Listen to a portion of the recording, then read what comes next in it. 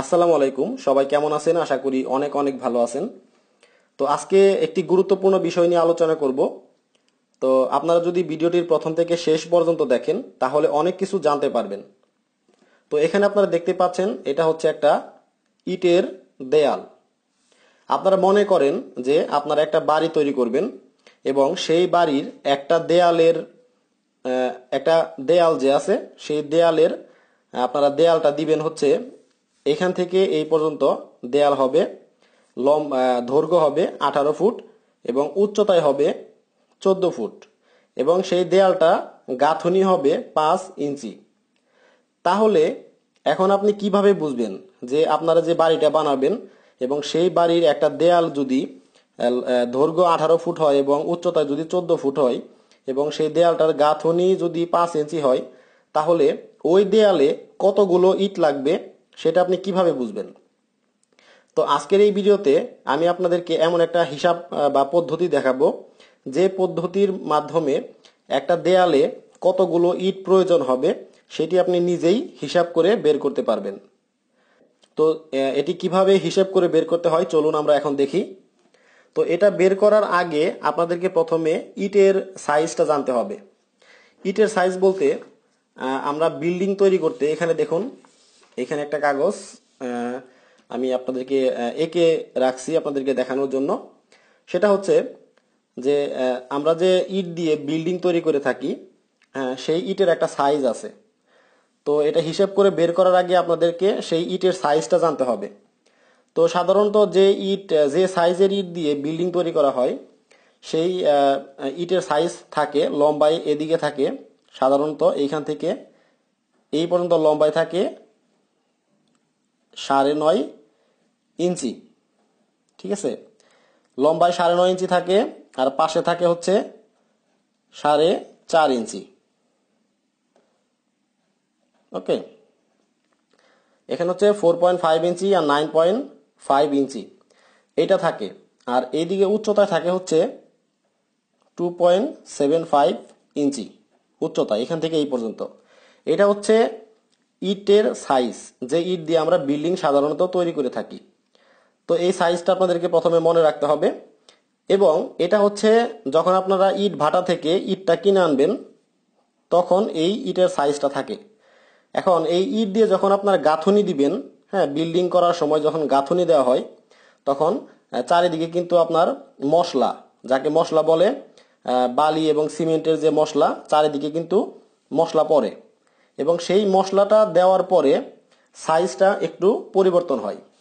যেমন ইটের রেগুলার সাইজটা আমি আপনাদেরকে বলে দিলাম, দৈর্ঘ্য থাকে 9.5 ইঞ্চি, গাঁথুনি দেওয়ার পরে সেটা হয়ে যায় 10 ইঞ্চি। ঠিক আছে, এই সাইজটা হয়ে যায়। আবার প্রস্থটা হয়ে যায় কত? 5 ইঞ্চি গাঁথুনি দেওয়ার পরে। আর উচ্চতাটা হয়ে যায় কত? 3 ইঞ্চি। হ্যাঁ, তখন কিন্তু ইটের এই সাইজটা থাকে না। গাঁথুনি দেওয়ার পরে চারিদিকে যখন গ্যাপ পূরণ করার জন্য বালি এবং সিমেন্টের মশলা পড়ে তখন সাইজটা আপনাদের এটা সাইজ হয় 10 ইঞ্চি দৈর্ঘ্য, 5 ইঞ্চি প্রস্থ এবং 3 ইঞ্চি উচ্চতা। তো এইটাই আসলে এইটা দিয়েই আমাদেরকে মেন হিসাবটা করতে হবে। তো চলুন আমরা এখন হিসাবে চলে যাই। এটা আমি সরিয়ে ফেললাম। এখন এটা সরানোর পরে এইখানে দেখুন আমি হুবহু জিনিসটা লিখে রাখছি। ইটের সাইজ, দৈর্ঘ্য এটা আছে কত? মশলা মানে গাঁথুনি দেওয়ার সময় এটা হয় হচ্ছে 10 ইঞ্চি। এখন এই 10 ইঞ্চি এটাকে ইঞ্চিতে আছে, এটাকে আমরা ফুট তৈরি করে নিব আমাদের হিসাবের সুবিধার্থে। তো এটা যদি ফুট বানাই আমরা তাহলে এটা কি হবে? এই 10কে 12 দিয়ে ভাগ করতে হবে। এই 10কে যদি 12 দিয়ে ভাগ করি তাহলে কিন্তু এটা ফুট হয়ে যাবে। হ্যাঁ, যেহেতু 12 ইঞ্চিতে 1 ফুট সেহেতু 12 দিয়ে ভাগ করতে হবে। আর 12 দিয়ে যদি ভাগ করেন তাহলে হবে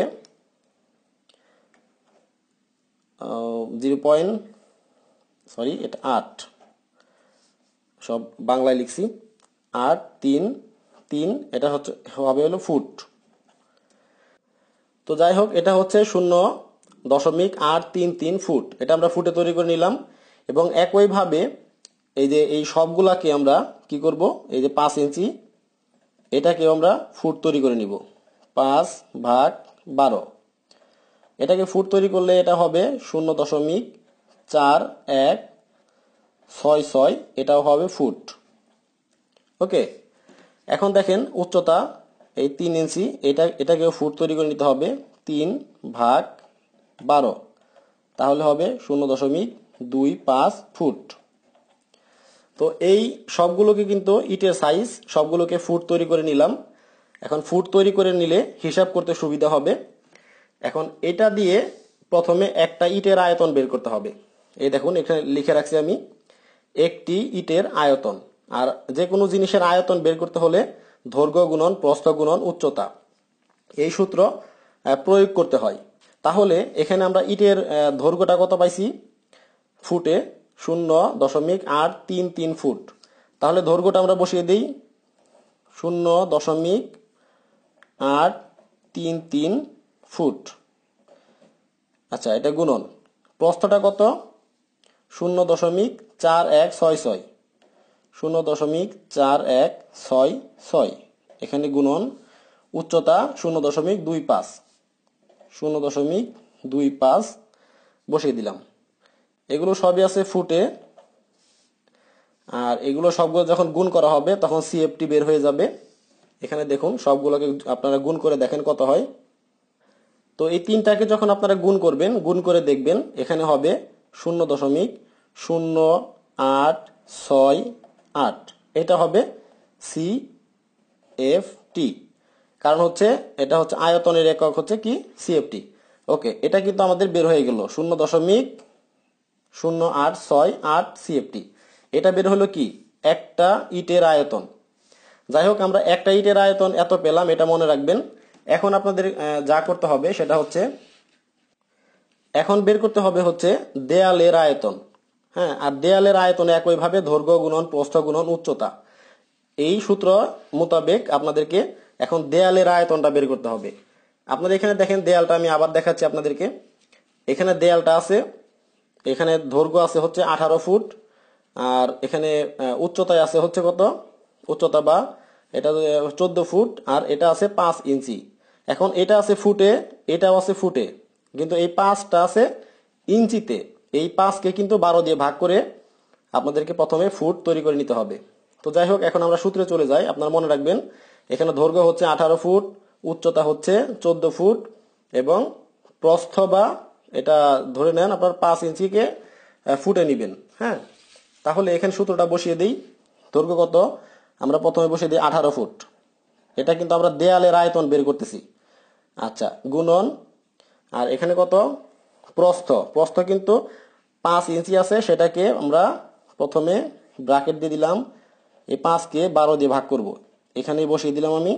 আর এই যে গুণন, আর দেয়ালের উচ্চতা কত আছে? 14 ফুট, তাই না? এখন দেখেন এটা আপনার হিসাব করেন, 18 গুণন এই 5কে 12 দিয়ে ভাগ করলে হবে 0.4166 গুণন এই 14, তাই না? এখন আপনারা 18 আবার 0.4166 এবং এই 14কে এই তিনটা সংখ্যাকে গুণ করেন, গুণ করে দেখেন কত হয়। তো এই তিনটা সংখ্যা যখন গুণ করবেন, গুণ করে দেখবেন আপনাদের ফলাফল হবে 105 সিএফটি। ঠিক আছে? তো এটা কিন্তু আমরা পেলাম কি দেয়ালের আয়তন, আর আগে আমরা বের করছি কি একটা ইটের আয়তন। ঠিক আছে? এখন আমরা এই যে দেয়ালটা আপনাদেরকে দেখাইছি, এই মাপের একটা দেয়ালে কতগুলো ইট লাগবে সেটা কিন্তু আমরা খুব সহজেই বের করতে পারবো। তো কিভাবে বের করতে হয় চলুন দেখি। এখন আমি বের করব হচ্ছে দেয়ালে মোট ইটের সংখ্যা, মানে একটা দেয়ালে কতগুলো ইট লাগবে সেটা আমি বের করব। এখন এটা সূত্র হচ্ছে দেয়ালের আয়তন ভাগ ইটের আয়তন, মানে দেয়ালের আয়তনকে ইটের আয়তন দিয়ে ভাগ করতে হবে। তাহলে আমরা দেখি দেয়ালের আয়তন কত পেলাম। এটা হচ্ছে দেখেন দেয়ালের আয়তন পাইছি 105 সিএফটি। তাহলে এখানে আমরা 105 বসিয়ে দিই, 105, এখানে ভাগ, আর এখানে কি আছে ইটের আয়তন। ইটের আয়তন আমরা কত পাইছি? ইটের আয়তনটা পাইছি হচ্ছে এটা 0.0868, তাই না? তাহলে এটা দিয়ে ভাগ করব। তাহলে এখানে আমি বসে দিচ্ছি 0.868 এটা হচ্ছে একটা ইটের আয়তন। হ্যাঁ, দেয়ালের আয়তনকে আমরা একটা ইটের আয়তন দিয়ে ভাগ দিলেই কতগুলো ইট লাগবে দেয়ালের মধ্যে সেটা কিন্তু খুব সহজেই বের হয়ে যাবে। তো যাই হোক, এখন 105কে আপনারা 0.0868 এটা দিয়ে ভাগ দেন। ভাগ দেওয়ার পরে দেখবেন আপনাদের আসবে 1209টি ইট লাগবে। ঠিক আছে, তো আমরা কিন্তু হিসাব করে বের করলাম কি যে এই দিকে 18 ফুট লম্বায় এবং উচ্চতায় হচ্ছে 14 ফুট এবং 5 ইঞ্চি গাঁথনি একটা দেয়ালে হিসাব করে বের করলাম আমরা যে 1209টি ইট লাগবে। এই 1209টি ইট হলেই এই মাপের একটা দেয়াল তৈরি করা যাবে। তো যাই হোক, এখানে আপনারা দেখতে পেলেন এই যে আমি ওয়ালটা আপনাদের দেখাইছি। হ্যাঁ, আপনারা যে বাড়িটি তৈরি করবেন সেই বাড়ির একটা দেয়ালে মেপে নিবেন, আগে এরকম ফুটে মেপে নিবেন, এভাবে লম্বায় মেপে নিবেন এবং কত গাঁথনি হবে সেটা আপনি মেপে নিবেন। হ্যাঁ, গাঁথনিটা তো আপনাদের মনে থাকবে। এখানে যদি 10 ইঞ্চি গাঁথনি হয় তাহলে এখানে 10 ইঞ্চি ধরবেন। 15 ইঞ্চি গাঁথনি যদি দেন আপনারা 15 ইঞ্চি ধরবেন, অথবা 3 ইঞ্চি অনেকেই গাঁথনি দিয়ে থাকে, 3 ইঞ্চি গাঁথনি হলে এখানে 3 ধরবেন। তো এভাবে আপনাদের একটা বাড়িতে যতগুলো দেয়াল হবে যে সেই দেয়ালগুলো আপনারা প্রথমে মেপে নিবেন।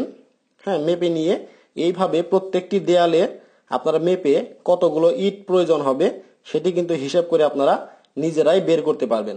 তো এইভাবে হিসেব করে একটা বাড়ি তৈরি করতে কতগুলো ইট প্রয়োজন হবে সেটিও কিন্তু খুব সহজে আপনি হিসাব করে এখন নিজেই বের করতে পারবেন। তো আশা করি আপনারা বুঝতে পেরেছেন। আপনারা যদি কোথাও বুঝতে না পারেন তাহলে কমেন্ট করবেন, কমেন্টে আমি আপনাদেরকে অ্যান্সার দেওয়ার চেষ্টা করব। আর ভিডিওটি ভালো লাগলে অবশ্যই ভিডিওতে একটা লাইক দিবেন, শেয়ার করবেন সবার সাথে যেন সবাই এই বিষয়গুলো জানতে পারে। তো বিদায় নিচ্ছি, আমি রাসেল। সবাই ভালো থাকবেন, সুস্থ থাকবেন, সুন্দর থাকবেন। আল্লাহ হাফেজ, টাটা, বাই বাই।